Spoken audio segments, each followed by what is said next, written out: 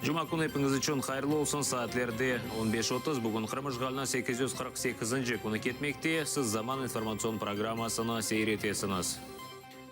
Бuyuk Британия Авропа бірлігінден чықажақ мемлекетте түневін референдум өткерілді. Рейберовды иштирак еткенлерінің аман-аман 52% Авропа бірлігінден айрылма қарарына қол тұтты. Бұтақменен 17,5 миллион Бuyuk Британия ватандашыдыр. Британияларының 48% бұл 16 миллион инсан Авропа бірлігі еркенанда қалмақ қарарына рейберділер. Сайлав комиссиясы білдіргеніне көре референдумда Бuyuk Британияларының 72% иштирак еткен.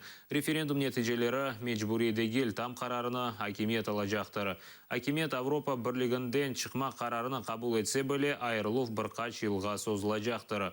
Мемлекетінің баш назирі Дэвид Кэмерон истифаға кетмек қарарына алды, чүнки о Авропа бірлігі еркенанда қалмақның тарафдары еді. Британці вирішили вийти з Європейського Союзу, і їх думка заслуговує на повагу. Воля британського народу має бути втілена. Рішення це було важким і не далося нам легко, тому немає жодних сумнівів в результаті. По всьому світу люди слідкували за рішенням Британії. Економіка Британії сильна як ніколи. Я також запевнюю британців, що живуть в Європі, і європейських громадян, що живуть тут, що не буде раптових змін у ваших умовах роботи. Не буде змін у режимі перевезення або у режимі продажу наших послуг. Зараз ми готуємося до переговорів з Європейським Союзом. Я думаю, що країна вимагає нового лідера. Я зроблю все, що в моїх силах в якості прем'єр-міністра, для того, щоб зробити наш курс більш стійким, що нам буде потрібен новий прем'єр-міністр. Протягом наступних 3 місяців я буду прем'єр-міністром з поточним кабінетом міністром. Мустафа Джемилев Қырым татарларынан Ишғалжы акиметіне өз бақшыны деңіштіртсін деп Русия акиметі әпсте бұлынған оғлына басқа япқан. Бұл вақта Украина Адлиеджі назирінің бірінші муавины Наталья Севастьянова білдірді. Оның сөздеріне көре әпсте Қайсер Джемилевні беденже әмде рухи жеттен қиынағанлар. Қайсерната 2013 сенесі Қырым Украина еркенында олғанда мұқайтсызлықнен инсан өлдіргені үшін яқалаған еділер. Қырым ішғалінден соң оны Русия СИЗОсына кечірділер. Рус махкемесі оңа 3,5 ел апс жазасына белгіледі. Ноябрь айында о азат олмақ керектір. На нього вчиняється тиск. Тиск характеру фізичного, не тільки психологічного, застосовувалися тортури для того, щоб його батько змусив кримських татар погодитися і прийняти нову так звану владу в Криму. Звичайно, ми також звернулися до ЄСПЛ з вимогою оперативно відреагувати на цю проблему. Європейський суд виніс рішення, яке зобов'язував Російську Федерацію не вчиняти будь-яких дій, які можуть зашкодити здоров'ю Хайсера. Але ми бачимо, що ця справа досі не завершена. Хайсера переміщують по території Російської Федерації. Його вже вивезли з Криму спочатку до Ростову для того, щоб по відеоконференції проводити з Москвою засідання. Він безпосередньо вже мав вирок суду, і ви вимагали, щоб він був повернутий на Україну для відбування покарання. Росія відмовляється від цього, ніяк не відповідає на наші звернення як міністерства і намагається перекваліфікувати склад того злочину, який вчиняв взагалі на території України, на свій лад у відповідності до свого законодавства. Эрвин Ибрагимов қырсызланғанына 1 ай олды. Оақта да бір іч малюмат йоқ. 31 яшлы Эрвин Ибрагимов Бұтын Дүния Қырымтар Конгрессінің Ижра комитеті ве Бақшсарай Генал Меджлисінің азасы олы.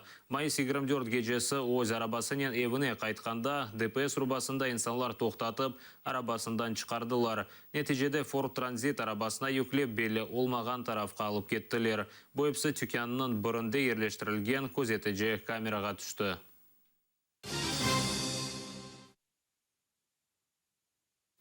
Туневан Ахмеджет Ялта yolunda yuqarışıma koyu yanında turistik avtobus ateşke uğradı. Yanğıcılar kelgence o butunle yanıp kul oldu. Olgan malumatqa ko'ra avtobus Axyardan Krasnodarga keteydi. Salonunda 44 yolcu bar edi. 37'si mektep talebeleri. Yolcular tutun qo'qqisi peyda olgan vaqt avtobusni terk etib yetishtirdiler. Kimse qazalanmadı. Qaza neticesinde trassada iki tarafta da bir qaç kilometrga tiqaniqlik sozildi.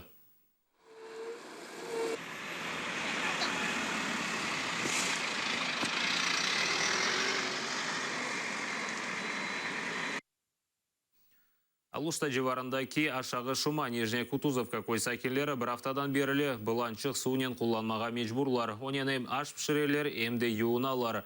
Ona beraber aşağı Şumalılar suunu sonki vakitları cedvel boyunca alırlar. Kunde birkaç saat ya da asılda yarım saat devamında berili. Su fiyatı ise şehirge göre birkaç kere pahalılaşkan. Sakinler suunun 1 kubometre için 36 ruble төлейler. Sakinler işgalci hakimiyetine o şartlarını seslendirdiler. Bir hafta devamında vaziyet değişmese, olar Ахмеджет Ялта yoluna blok etmeye hazırlar. Водичку питьевую, которую нам дают и которую мы платим, 36 рублей. Дороже, чем в городе. У нас тарифы. Дороже, чем в городе. Обещали с 2014 года поменять полностью все водоснабжение. Говорят, сливайте. А счетчик не останавливается, когда сливаешь.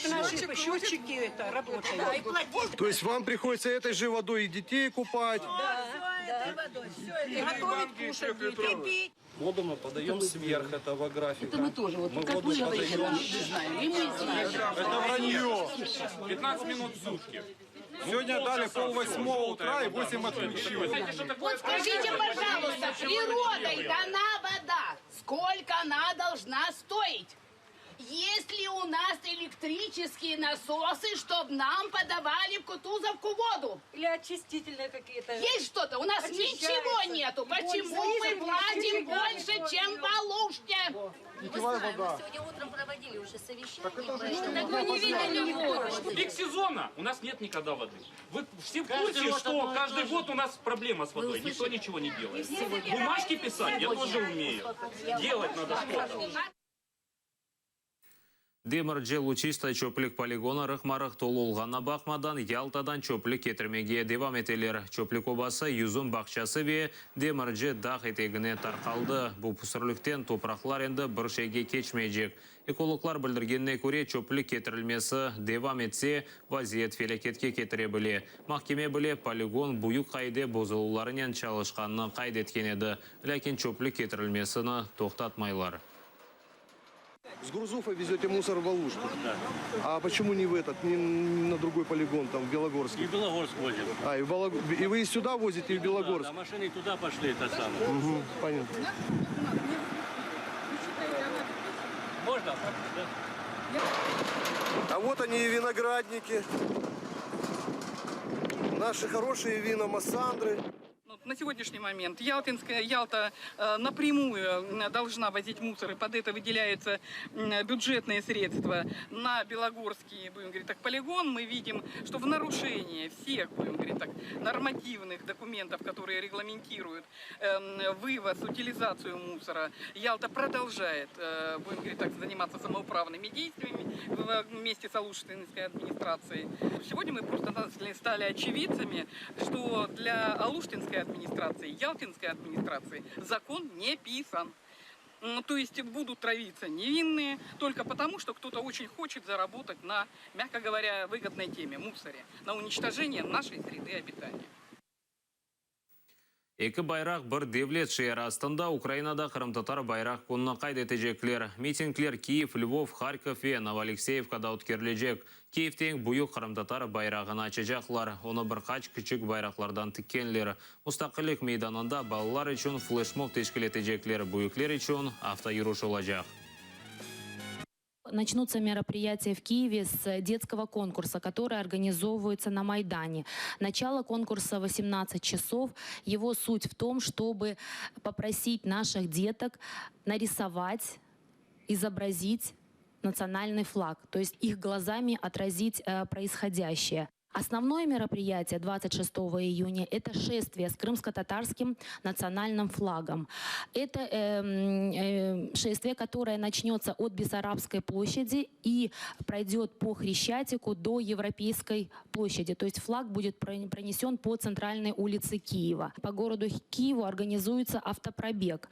Его начало в 18:00, старт около торгового центра «Большевик». И завершается он тоже на Европейской площади на Майдане Незалежности. И в Крыму тоже будет, скажем так, предпринята попытка празднования Дня крымско-татарского национального флага.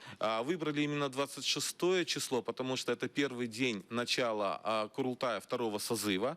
День флага – это как раз то направление или то мероприятие, которое возбуждает, я бы сказал бы даже так, в людях активность, возбуждает в людях желание любить родину, любить свой народ и понимать, что крымские татары политически давно созрели, они имеют все свои политические символы и в первую очередь свой флаг. Бұл саат қалған соңки хаберіміз жұма күні епіңіз үшін қайырлы ішлерінен белгіленсін. Атырылы олыңыз вен евбетеки яйынларымызды қачырманыз. Құрышкенже.